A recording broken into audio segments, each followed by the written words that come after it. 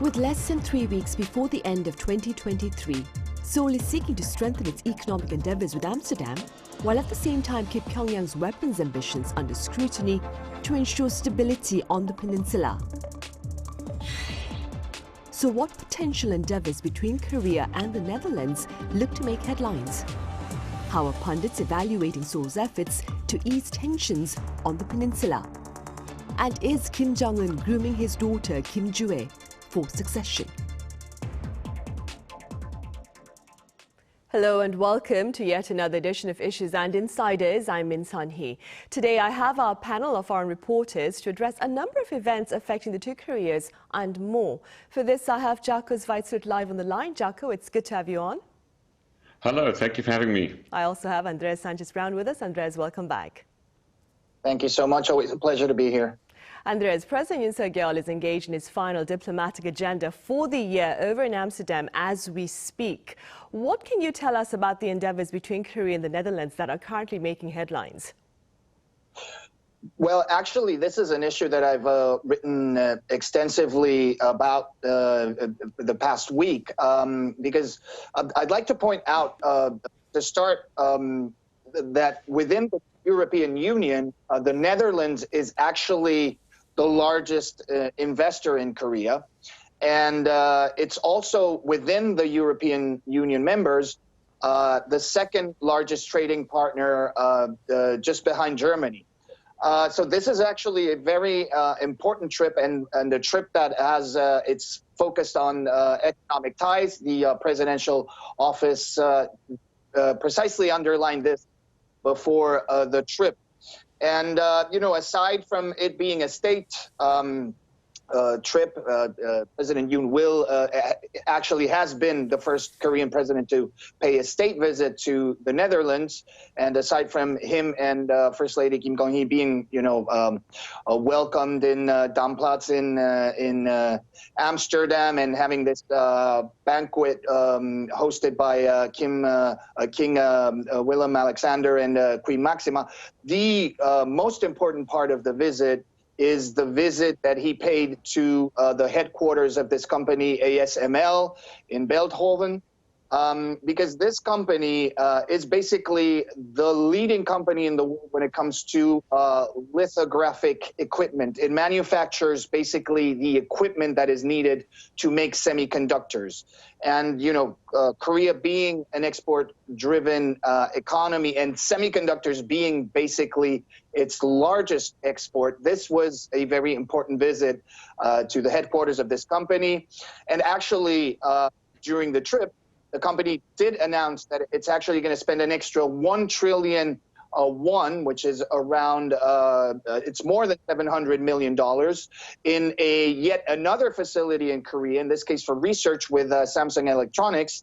And it also said that it's actually going to conduct some research with SK Hynix to try to improve efficiency of energy use for when it comes to manufacturing lithographical equipment.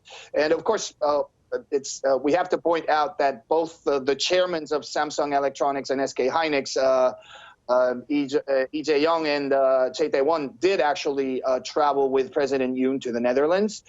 And that finally it was announced that President Yoon and Acting Prime Minister Mark Rutte will actually include in a document when they hold their summit in The Hague, they will actually mention officially the establishment of a semiconductor alliance between the two countries. So, as I say, a very important trip to end the year in this case. Right, of course. And Jacco, I understand you were born in the Netherlands, right, Jacco?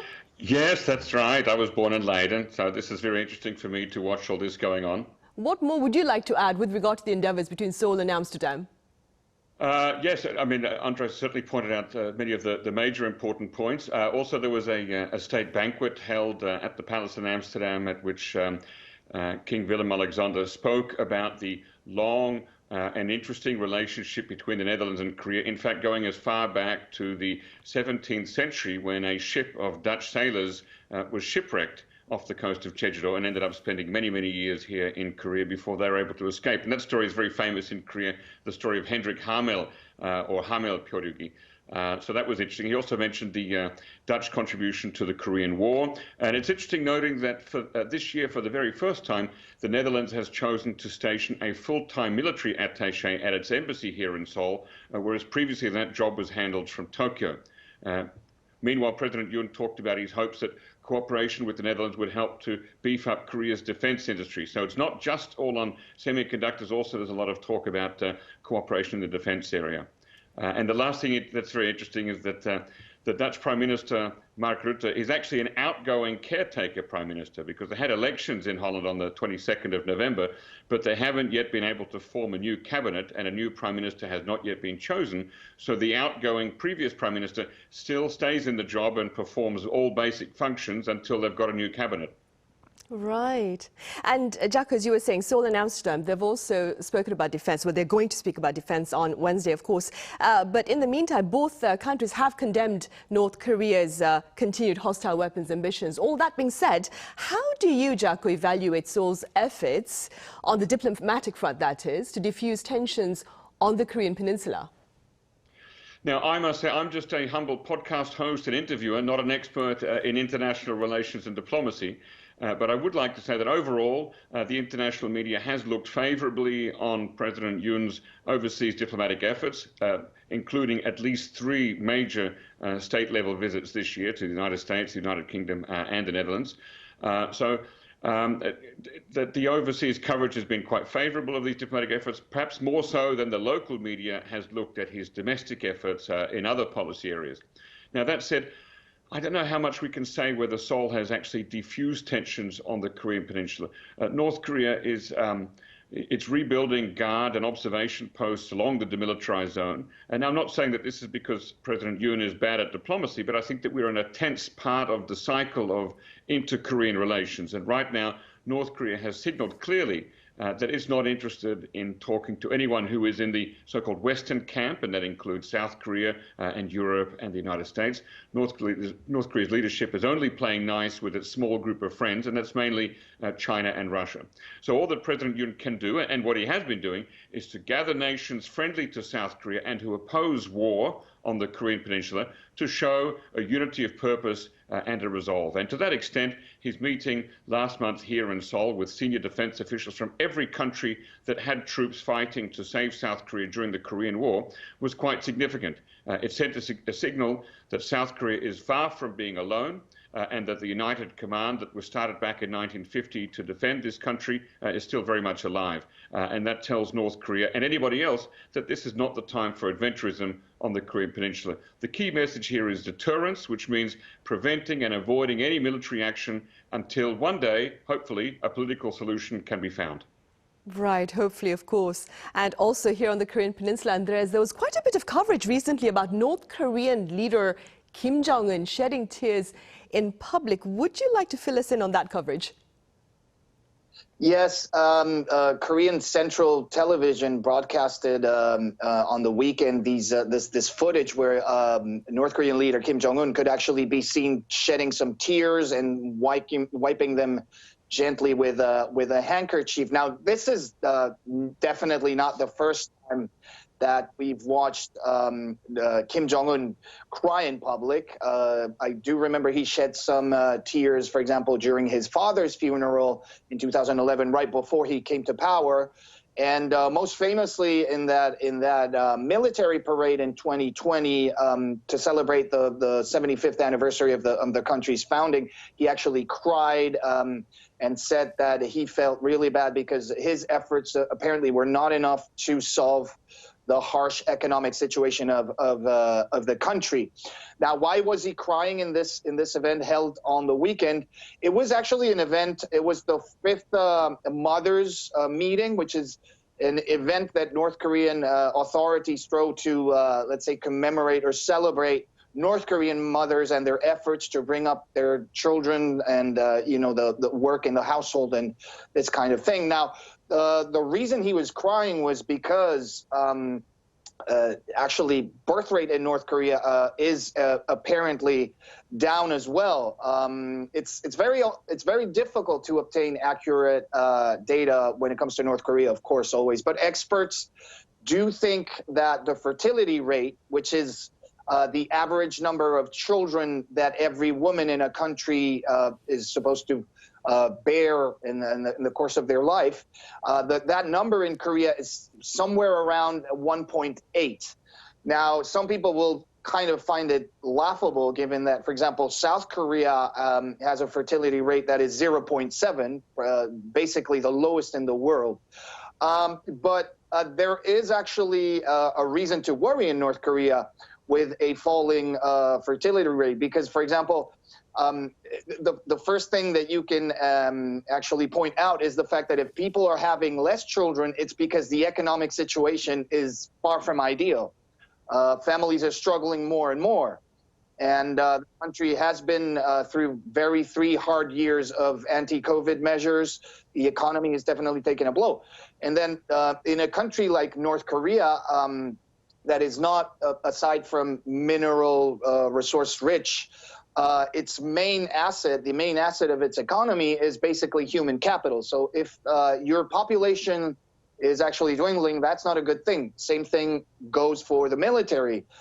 North Korea apparently does have the largest army in the world when it comes to active members and reserve members. So, of course, for the military to lose its main asset, that is definitely maybe not a reason to cry, but definitely something to be concerned about.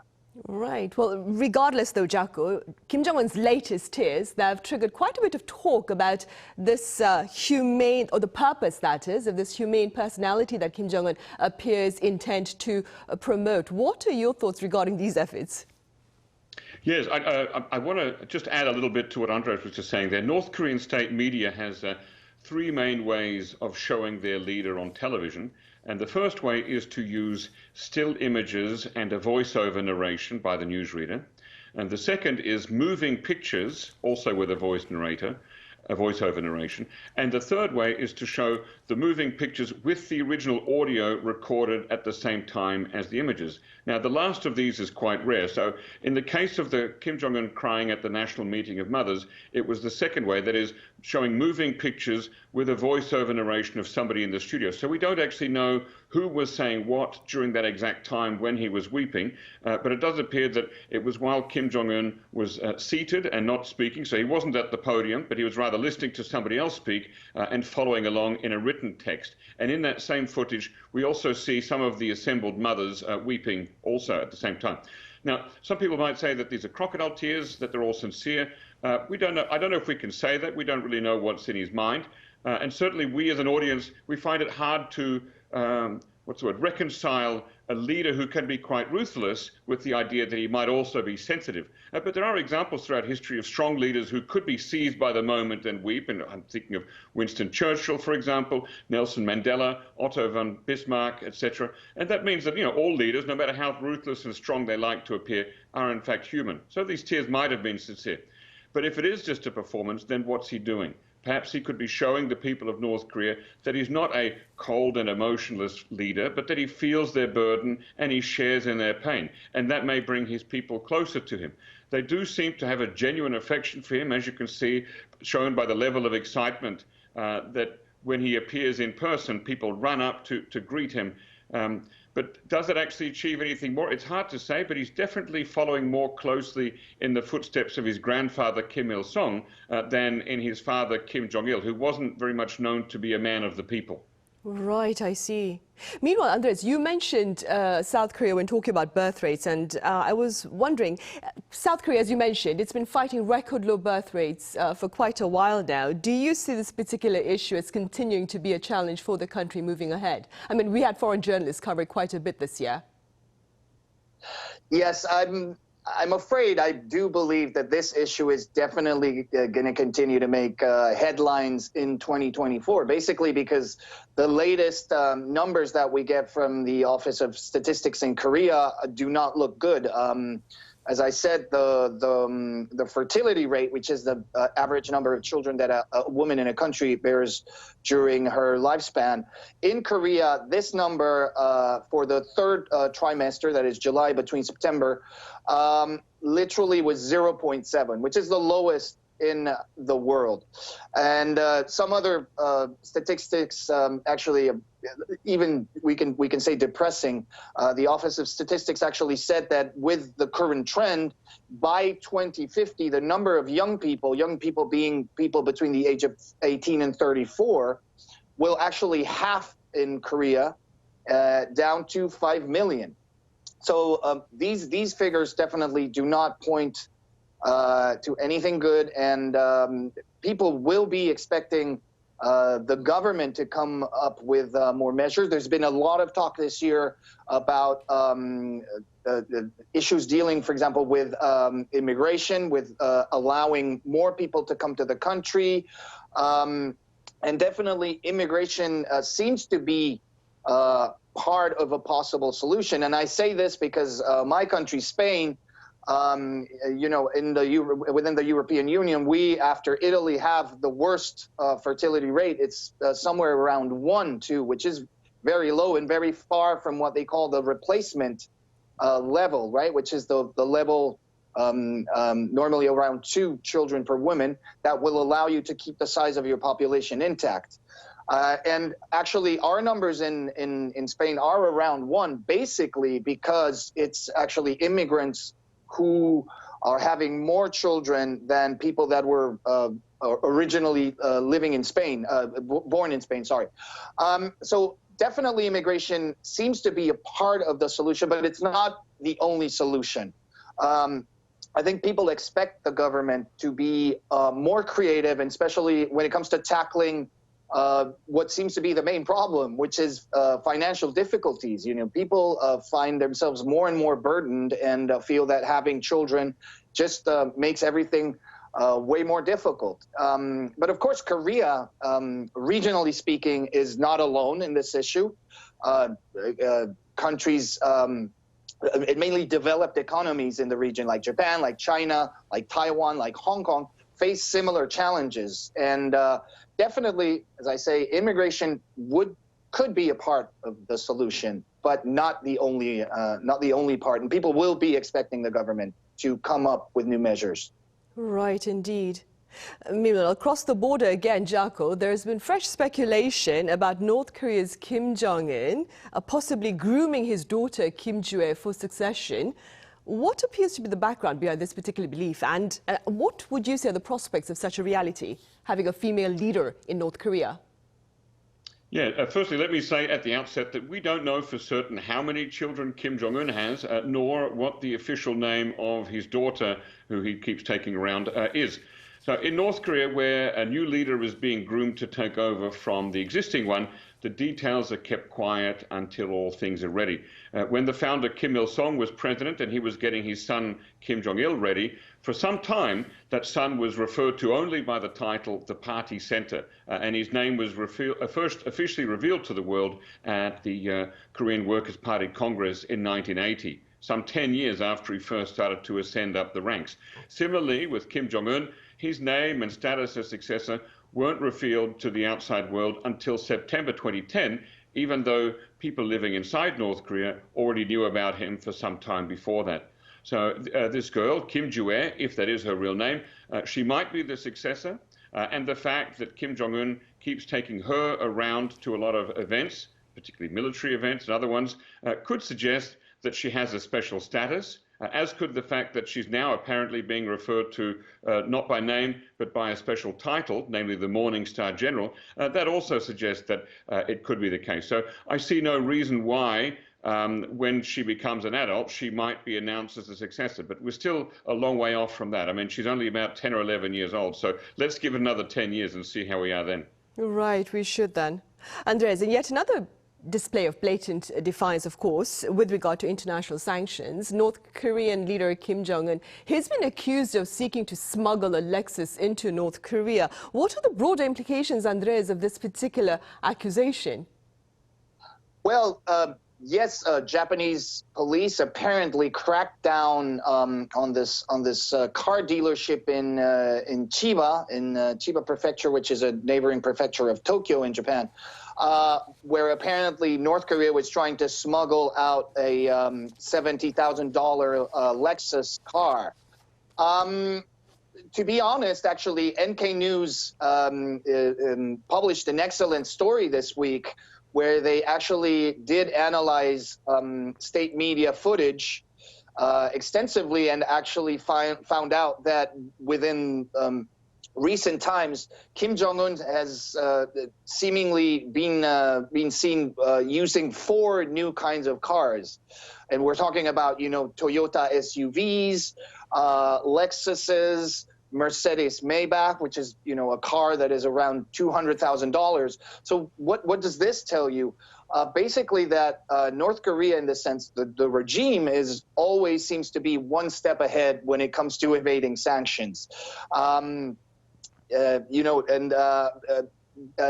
actually what we're seeing with Russia actually and North Korea becoming closer again. We were talking last week about increased activity at the Najin port in the Nason economic special zone, with North Korean ships moving to Russia, apparently transferring thousands of crates with weaponry. But if they're able to transfer weaponry, they can pretty much transfer absolutely anything. So now this is another huge entryway, that a gateway that North Korea has to get things smuggled in. And it's funny because, countries like the US, Korea, Japan are trying to increase maritime patrols to try to tackle on ship-to-ship transfers. But it seems like the regime is always a step ahead in this sense. And I think it's just another telling sign of how sanctions really seem not to be working.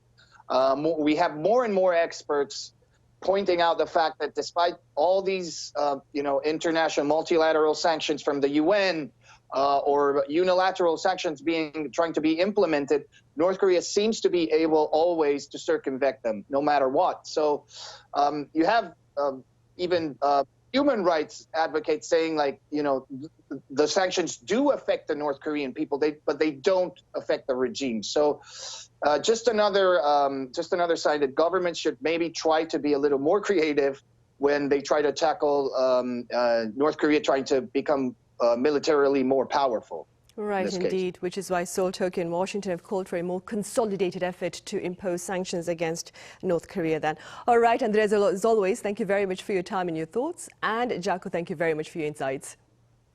Thank you.